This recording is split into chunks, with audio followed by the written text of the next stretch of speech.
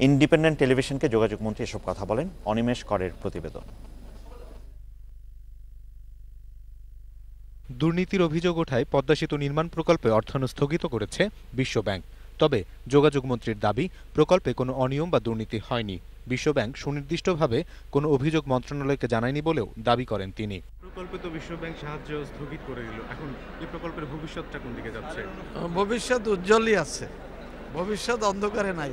এখন যাদের টাকা তারা স্থগিত করেছে, এ বিষয়টি কেন করেছে সেটা তো আমরা জানতে চাই তাদের কাছে। সুনির্দিষ্টভাবে আমাদেরকে বলুক। আমি তো যোগাযোগ মন্ত্রী, আমার কাছে তো এখন পর্যন্ত সুনির্দিষ্ট কোনো অভিযোগই তারা উত্থাপন করতে পারেননি। বাতাসের উপরে আপনারাও কথা বলছেন, বাতাসের উপরে ওয়ার্ল্ড ব্যাংকও কথা বলছে। সেতু প্রকল্পের তদারকির জন্য প্রাক নির্বাচনী তালিকায় থাকা কানাডার অবকাঠামো নির্মাণ প্রতিষ্ঠান এনসিসি লাভালিনের বিরুদ্ধে দুর্নীতির অভিযোগ ওঠে। এ বিষয়ে কথা বলেন যোগাযোগ মন্ত্রী। তাদের কিছু কোয়ারি আছে, কোয়ারির জবাব তারা পাবে। তাদের যদি কোনো দেখার থাকে সেটা তারা দেখবে। আমাদের প্রতিটি কাজ স্বচ্ছ আছে, পরিষ্কার আছে।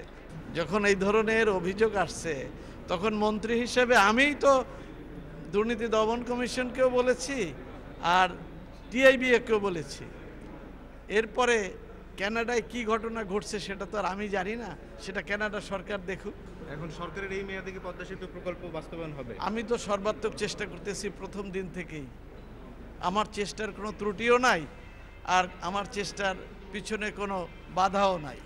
এদিকে অর্থমন্ত্রী আবুল মাল আব্দুল মুহিত বলেছেন, পদ্মা সেতুর কাজ অনিশ্চিত নয়, তবে বিলম্বিত হয়ে গেছে। ডিলেইড হচ্ছে, অনিশ্চিত কিছু না। It's a matter of delay only. এই সরকারের আমলে কি তাহলে হবে স্যার? হ্যাঁ, পদ্মা সেতু এই সরকারের আমলে পদ্মা সেতু হবে নিশ্চয়ই। এটা অ্যাটলিস্ট আমরা শুরু করব। $290 কোটি এই সেতু প্রকল্পে বিশ্বব্যাংক একাই $120 কোটি দেওয়ার প্রতিশ্রুতি দিয়েছিল। সোমবার অর্থমন্ত্রী বলেছেন, এই অর্থ পাওয়া যাবে কিনা তা নির্ভর করছে স্বচ্ছতার প্রশ্নে সরকার কী পদক্ষেপ নেয় তার ওপর।